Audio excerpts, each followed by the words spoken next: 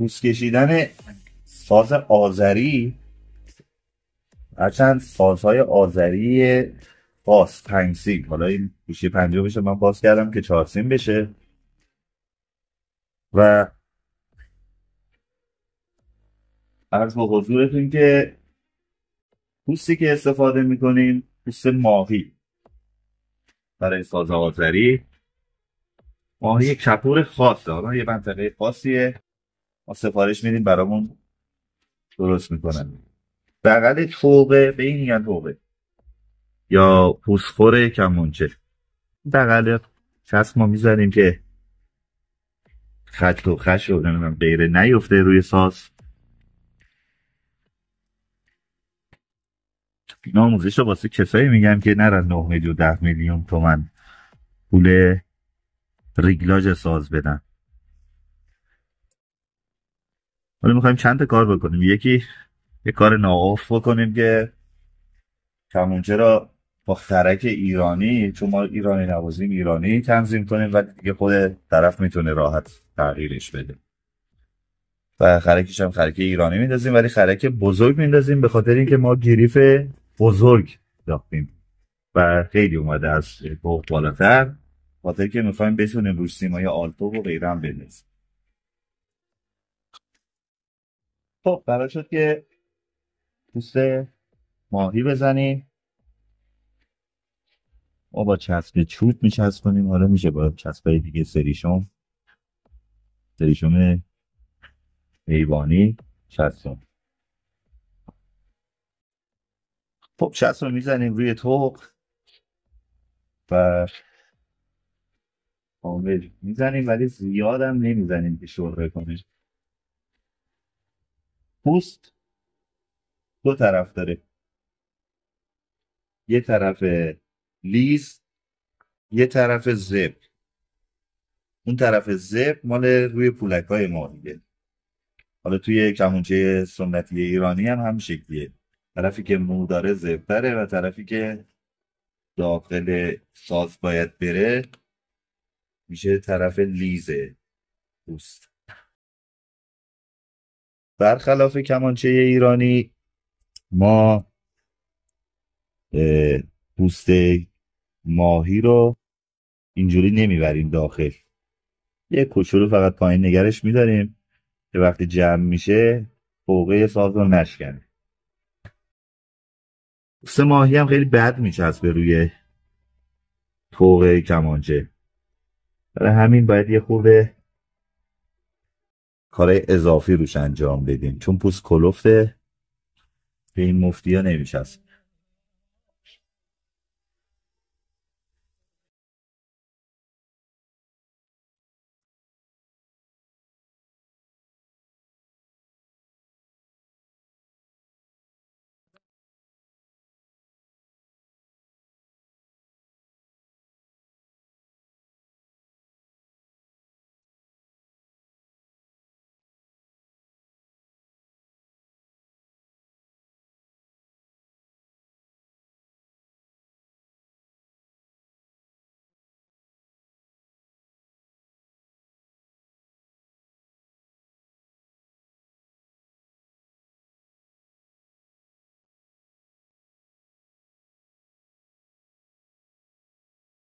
کامل این لبه ها رو سعی میکنیم چروک نیفته، تا جای البته پوست ماهی چروک میفته.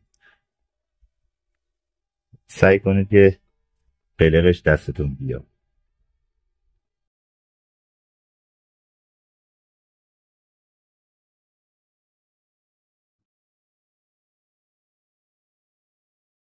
این سری فلک هم میزنیم برای جاهایی که پوست خیلی چروک میشه. به این شکل سعی میکنیم پوست رو پایین تر از توقه هم بزنیم که این پایینیه نگرش بچسبه.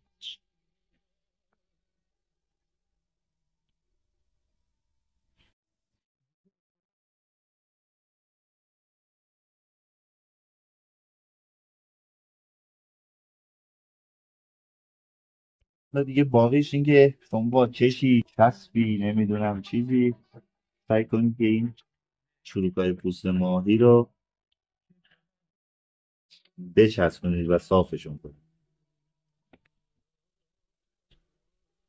یه خورده پوست ماهی بد قلقه.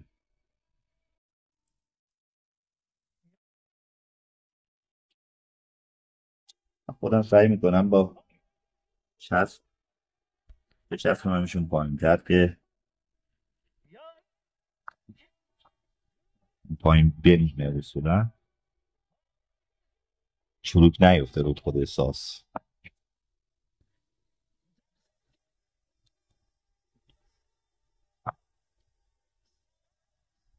برای پوست کمانچه ما این مشکل رو نداریم. پوست کمانچه پوست قدیمی، هرچند پوست ماهی هم پوست قدیمی 7-8 ساله است که من دارم، ولی چون که خیلی بد میچسبه باید مهارش کرد.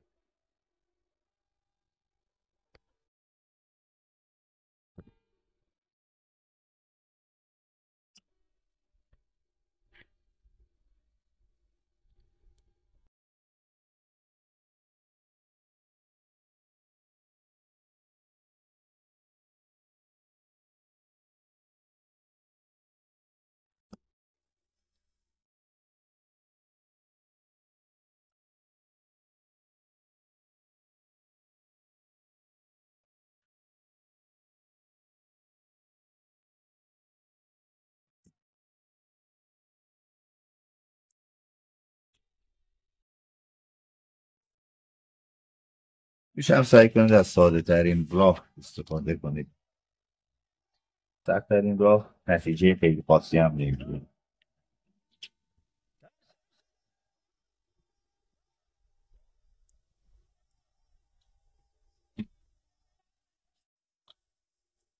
خب یه خرک ایرانیمون رو میذاریم. ساز گفتم 5 سیم بود، ما تغییرش دادیم 4 سیمش کردیم. علل حساب فعلا چون برای کلکسیون خودم دارم آمادش میکنم 4 سیمش کردم، ولی حالا کسی هم بخواد سیمگیرش رو 5 سیم میکنیم. جای گوشی پنجم هم گذاشتیم این بالا که بشه خیلی راحت 5 سیمش کرد.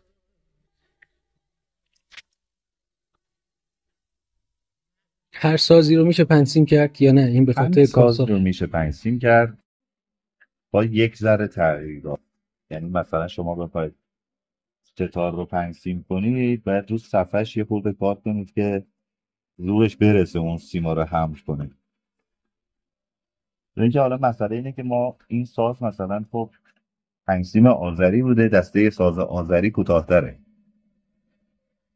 به خاطر اینکه کوتاه‌تره و حالا ما می‌خوایم تازه 4 سیمش کنیم باید یه سری ابعاد رو هم تغییر بدهیم.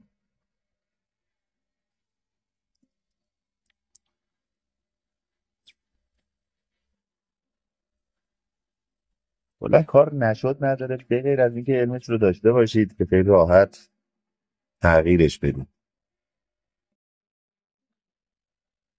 دردسر نخوره طرف.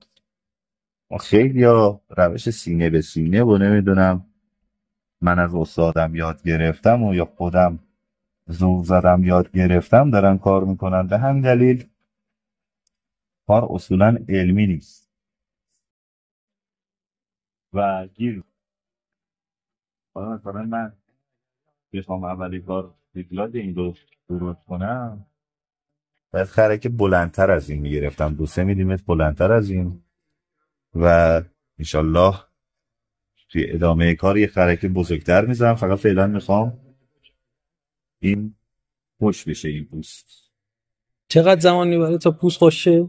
حدود 10 دقیقه به یه رو، بستگی به هوای اون شهری داری که توش کار انجام میدن. تو ظاهرا باید سریع کار رو جمع کنی وگرنه زود خوش میشه و کار رو خراب میکنه. یعنی یه کسی بخواد چشش بده و ور بره تو ظاهرا جواب نمیده.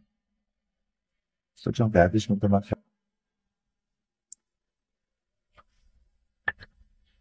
بیاریمش بالاتر که سیما رو بتونیم ریگلاژ کنیم. همین که پوست داره خوش میشه. حالا مهمترین چیز تو این قسمت اینه که شما بدونید که کولر گریفتون چقدر است؟ خب مثلا ما توی ایرانی بین 39 تا 32 میگیریم، حالا بستگی به سبک نوازندگی طرف. بازری از 24 میگیرن تا 28. ولی خب من اینو 27 گرفتم که با یه ذره تغییرات ایرانی هم جواب بده.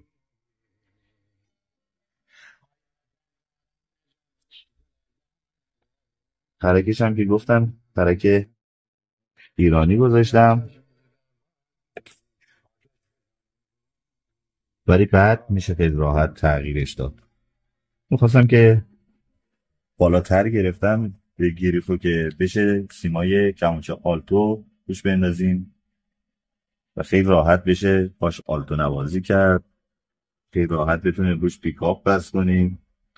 یه جز سازهای تحقیقاتیه و حتی یه کار جذابی هم که روش کردم، گفتم 5 سیم بود، حالا فعلا گوشی 4 رو در آوردم، براش پل هارمونی و جاشو گذاشتم که کسی خواست پل هارمونی بس کنه بتونه. و این دریچه هم کمک میکنه که شما رو سیم بم افکتیو داشته باشید و اون پدال پیانو که اون صدا رو کش میده شما بتونید با این کار رو انجام بدید. و خب کارهای تحقیقاتیه برای کلکسیون نمایشگاه.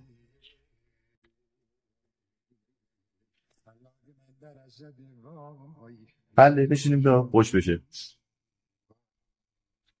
نکته مهم توی ریگلاژ کمانچه، وقتی پوست داره خوش میشه شما باید همون وقت اکشن ساز، یعنی فاصله سیم تا شیطانک، اندازه بگیرید و همینجوری که خوش میشه شما این رو همون جا نگه دارید. بعدا نخواهید تازه آب بزنید، نمیدونم بخار بگیرید، پوست عوض کنید، خرک کوچیک بزرگ کنید، وقتی که به اونجا نرسه همین اول شما رو همون تنظیم کنید. دمتون. ممنونم. ما در کارگاه پوستایی داریم که خیلی خواستن، مثلا این پوست برای کمانچه آلتو بسیار نفیس و عالی. تا پوست مال پاییز 92 یا مثلا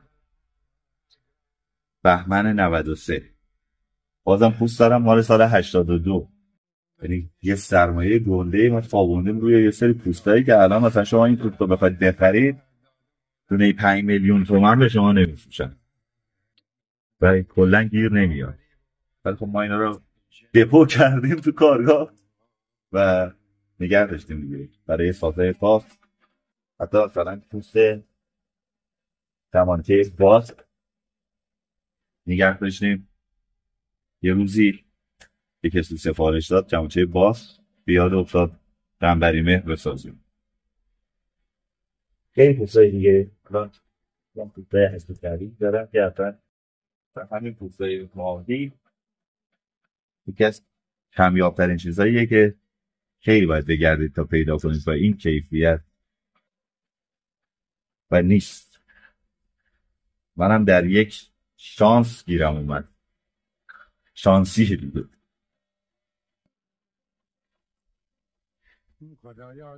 در بعدی ها مرسی استاد جان. مرسی از شما.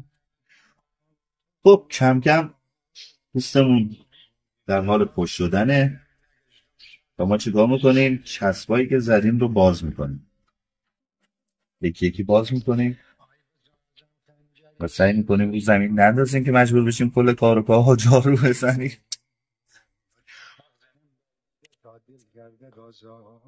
عجله کردن خرجش زیاده، یه بار دیگه باید پوست بکشید موقع.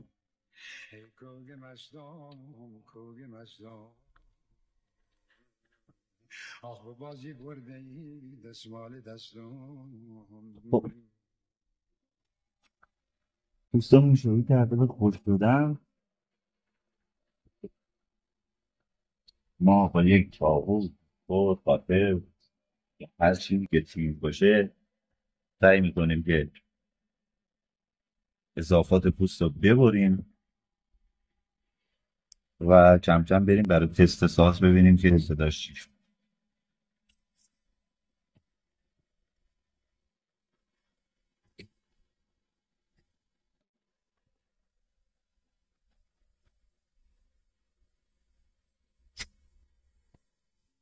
چاقو هم همیشه یا تیزبر و کاتر رو باید این وسطش ببرید وگرنه میزنی میاد تا اینجا و ساز رو نابود میکنی.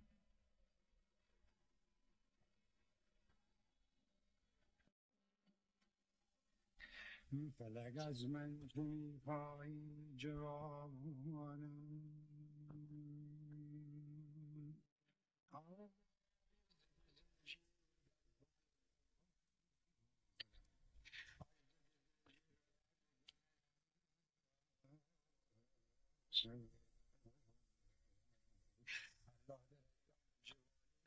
خب این قسمتش تموم شد.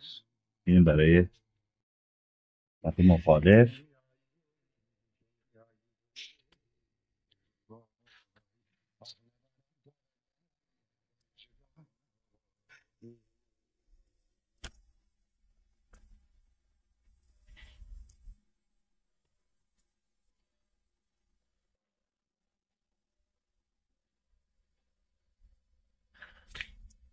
و همین منوال قسمت مخالف هم میبریم، سعی میکنیم صاف ببریم که چند بار کاری نشه.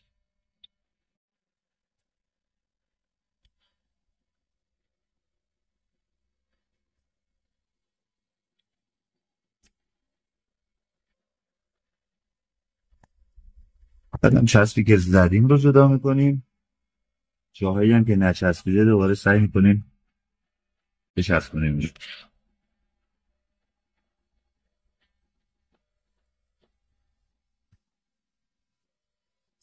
چسبا رو هم پاک میکنیم از روی ساز و میریم برای تست ساز.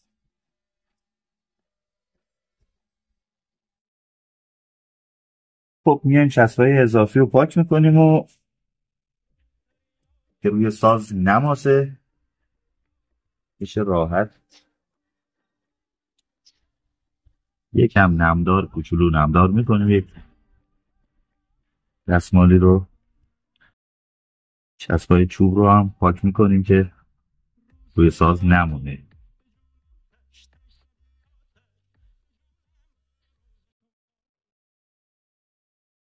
به همین سادگی شما پوست کشیدن ساز رو یاد گرفتید.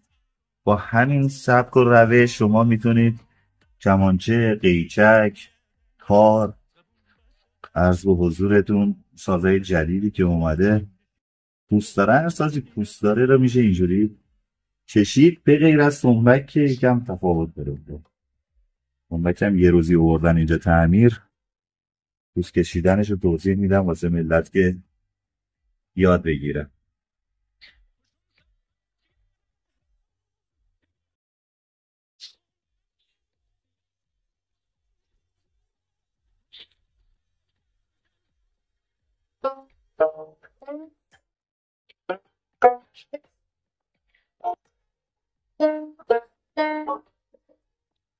دیگه ساز رو هم کوک میکنیم. هرچند کمانچه آذری رو سعی میکنن با کوکای میلا میلا کوک کنن و خب چون این کمانچه تحقیقاتیه ما ببینیم چی کوک میشه.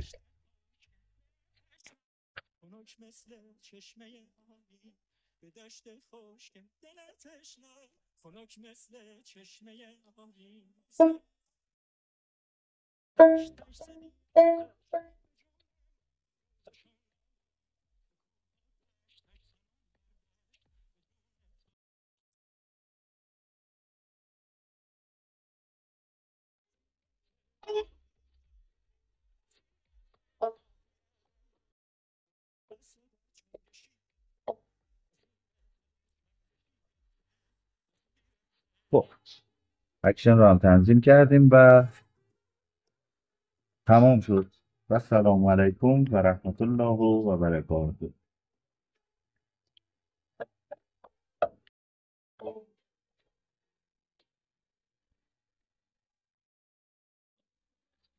استاد جان بریم آرشیو بیاریم خوش بزنیم. بفرمایید.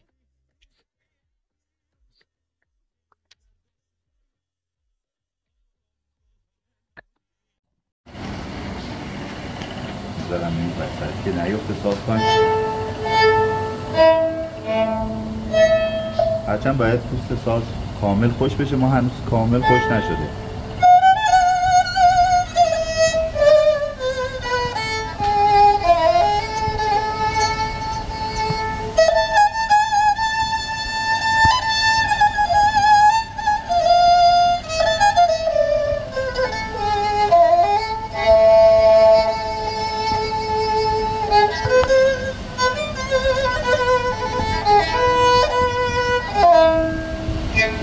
کنیم تا پوست خوش بشه، صدای ساز در بیاد.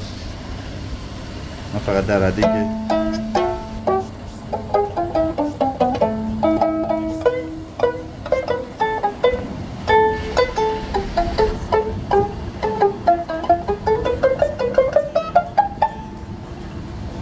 اون سوراخ پشتی هم که درست کردیم ما بهش میگیم سوراخ افکتیو و بیشتر روی کمانچه‌های آلتو انجام میشه، ولی ما رو آذری ها این رو میذاریم به خاطر اینکه این یه هامی پیدا میکنه.